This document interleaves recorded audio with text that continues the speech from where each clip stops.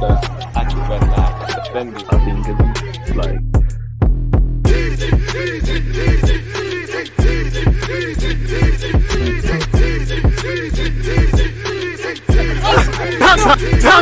People deluded, I'm back again. Come on, Ian, man. Come on.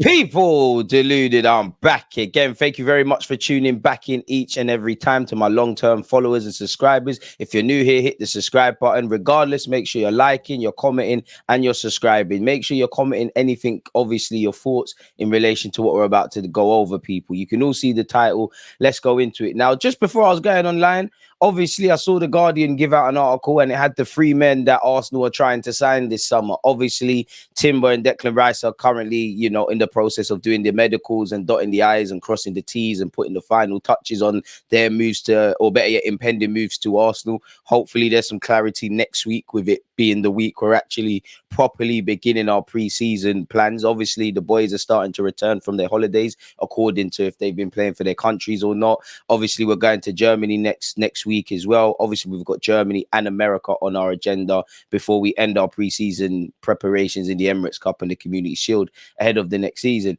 Declan Rice arrives at Arsenal as driving force to unify Arteta's midfield reboot. Amen. Hopefully, I'm trying to skip to the bulk of it. In Declan Rice, Kai Havertz, and Timber, Arsenal have hit the sweet spot of youth and experience, and invariably, I can't say that word, costs a pretty penny. They have 70 years, 95 international caps, and more than 600 senior appearances between them. All three are on the correct side of their peak, but conditioned to deliver. That's true, and they're now entering crucial periods of their careers. As you know, in relation to Declan Rice, people, his price tag might make eyes water, but it's not hard to see why Arsenal are relaxed about pushing out the bolt. Arteta has rejuvenated a cracking defense and stale front line over the past 2 years, but there was less urgency to freshen up an aging central midfield pair of Granit Xhaka and Partey, as long as both were fit, met their levels required. As you know, Granit Xhaka has departed. There's, you know, rumors about Thomas Partey. We'll have to see. Apparently, Arteta wants Rice to be the linchpin of an evolved version of the 4-3-3 that served Arsenal so well last season. He believes the player's physicality, running, defensive conscience will allow those around him greater freedom of expression, but also thinks Rice, playing in a more consistently front-footed side than West Ham, has the capacity to develop his attacking game. Now, that's probably something I thought and you lot have shared as well, and it's elegantly put there. One of the league's best ball carriers from deep should drive when given extra space and opportunity to do so. Amen. He should also profit from cutbacks from the Bukayo Sakas and Martinellis. Obviously, Rice will be together with Havertz and Odegaard. Arteta's vision is that the pair, who bring up a midfield three of 24-year-olds, operate somewhere between the traditional 8 and 10 positions, perhaps an 8.5 for one of more precise definition. Something I've been very passionate about Martin Odegaard. As we know, Martin Odegaard got 15 league goals last season. You want to see him continue to get those numbers as well as have his technical brilliance. You definitely want to see Kai Havertz do something in an Arsenal shirt. And I've also said I think Declan Rice raises our profile of midfield. I do think this is a bit of a waffle piece, people. We all know Granit Xhaka's gone. We all know Timber is providing competition for Benjamin White, take his place. We all know Tini could potentially depart, and Saliba has finally put the finishing touches on not only his new contract, but being given a new number 2, people. Arsenal's business is not complete. They would like to bring in Lavia from Southampton to add youth, depth, and drive to a configured engine room, but a £50 million asking price looks rich. Even though Reece Nelson has signed a new deal, quality cover for Saka remains a live issue. Up front, at least one of Bukayo's I'm reading two things. At least one of Balogun and Eddie Nketiah is likely to depart. Whoever stays must be good enough to keep Jesus on his toes. Amen, really and truly. Granit Xhaka is hit out at claims he left because of his wife, essentially, people. He said, there was speculation everywhere that my wife was no longer happy in England. That is not at all true. The fact is, as a person, I am always interested in new challenges. After 7 years, the time has come for something completely new. The league is not new, but the club is. During the talks with Simon Rolfs, the sporting director, and Xabi Alonso, I felt that the long-term project at Leverkusen was worthwhile and that it was 100% in line with me. And you're getting a 5-year deal, allegedly, people, at 30 years of age, 31 in September. That is a fantastic move. Xhaka, you can leave with your head held high. Over 200 appearances in the Premier League. I think he leaves Arsenal with 297 appearances in all competitions. Obviously, 4 trophies, 2 English Super Cups, Community Shield, and an FA Cup, and was an ever-present under Unai Emery, Arsene Wenger, and obviously Mikel Arteta. So big up Granit Xhaka. We've been relinked with Ivan Fresenda. Now, I don't know if we're going to go for another right back, having brought in Timber, who's a centre-back by trade, comfortable at right-back, and probably more likely to play as right-back. I wouldn't mind bringing in Ivan Fresneda, the 20-year-old Real Valladolid man. I think it's a myth purely because it seems like we've kind of diverted attentions, but I'd love to be wrong. Spoken previously about his admiration for Mikel Arteta, fellow countrymen like Mikel Arteta, both Spanish, can play the inverted role, very mature for his young age, has a lot to improve upon, a lot. But if you were to sign him and Lavia, they probably come in as being depth options, and then you groom them and grow them to the scale of where they can probably on a more regular basis challenge for first team football.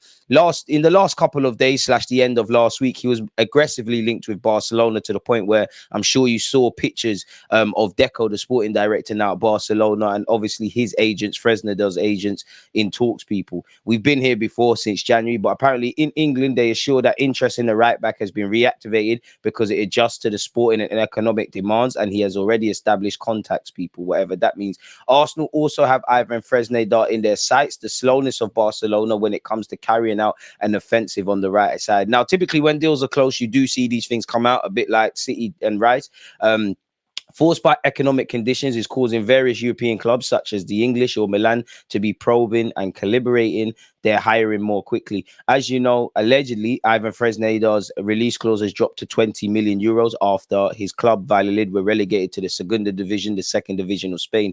In England, they say that Arsenal have reactivated their interest in a player who has always been liked by Mikel Arteta and who now also fits his economic parameters.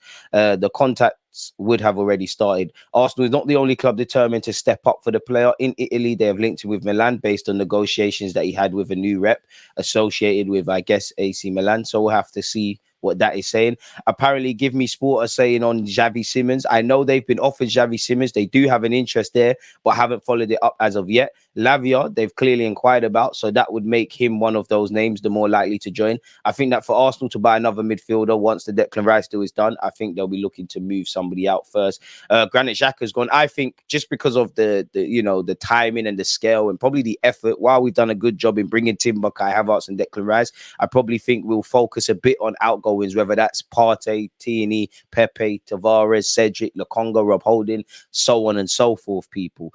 So we'll have to watch that one closely. Once again, allegedly, Arsenal have rekindled their interest in Ivan Fresneda owing to Barcelona's lack of urgency in negotiations, people. Allegedly, the Premier League side, Arsenal, have moved ahead of them in the race for such. We'll have to watch that closely. Once again, people, this is just the same article, kind of reiterating the same things. I don't know if Elliot Richardson is to be believed in and he's got any credibility, but he said just a hunch, but I think City and Arsenal are going to do a player swap this summer. For who? For Arsenal, who's going to go? Tierney's been linked with Manchester City. That could be one. Could it be Laporte? Could it be Caicedo? You might as well just drop us Julian Alvarez, really and truly. Haaland's not that good, Pep. If you're the real GOAT manager, you'll give us Haaland and perform without that. Foden's all right. Foden, Alvarez, Haaland, Ake, Musk can give us something. I don't know, people, and he hasn't followed up on anything he said here, but I wouldn't say it's the most unrealistic thing, whether that's Laporte, whether that's Cancelo. Laporte, we've been linked with again. Let me know your thoughts. Middle East reports for Thomas Partey not going away, people. El Ali are on the case of, not just Amrabat or Fiorentina, who's been linked with Manchester United, but also Thomas Partey. Thomas Partey's been linked with a couple of Italian teams, Juventus, AC Milan. Allegedly, depending on what you read, Charles Watts says, Partey wants to stay. Some outlets that say he wants to leave. Some say Arsenal are more open to letting him go. Some say he's adamant of wanting to stay in England. Some say he's tempted, in Europe. Some say he's tempted by an offer from the Middle East, and you can't blame him. We already know Balogun's in high demand. Allegedly, he has interest from 5 foreign clubs, people, after his loan spell. Scrolling all the way down, AC, Inter, Marseille, Monaco, Leipzig have been name dropped. This week, he's been linked with Chelsea to the point where allegedly his advisors are talking with Chelsea, and he's been linked with Brighton, Crystal Palace, West Ham, Brentford, and a bunch of teams. Again, being interested and actually putting down offers are completely different things, as you lot know. Vlahovic is wanted by Chelsea, Tottenham, and Man United. Man United, who seem to be making progress with Ramos Højlund. I only keep an interest with Vlahovic because we were once linked with him one day.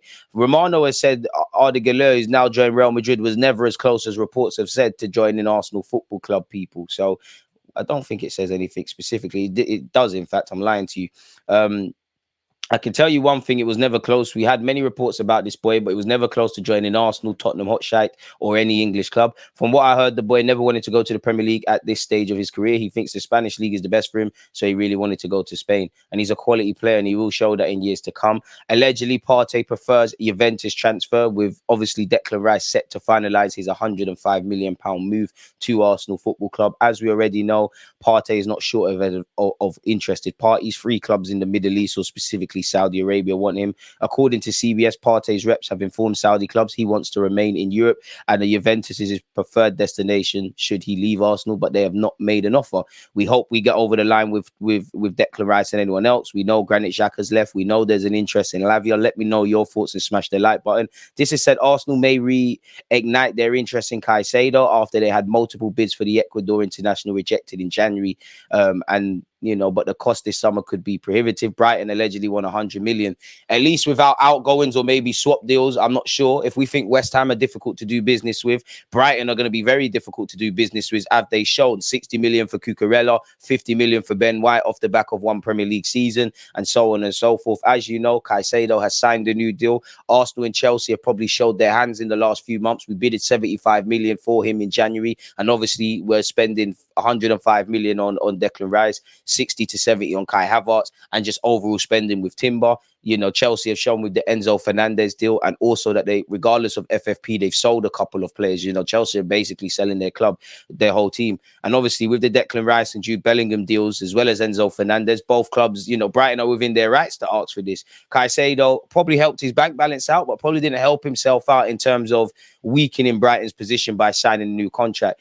If you read the language, or you just look at the language now in July, it's a case of it was either Caicedo or Declan Rice, and Declan Rice probably was the one Arteta wanted more. In January, if we heard we were talking about signing Declan Rice, assuming we got Champions League regardless. So if it did work out in January and we signed Caicedo for 75 million, would it have stopped our pursuit of Declan Rice? So why should it now? I think Declan Rice transforms our midfield. So imagine Caicedo and Declan Rice and the luxury of Partey and all the, the technical players, the Fabio Vieiras, the Smith Rowes, the Odegaards, the Havertz, and so on and so forth, people. It'd be lit. But you'd imagine Caicedo goes Chelsea. I'd love to wake up one day. We've signed him as well, but you can't be greedy.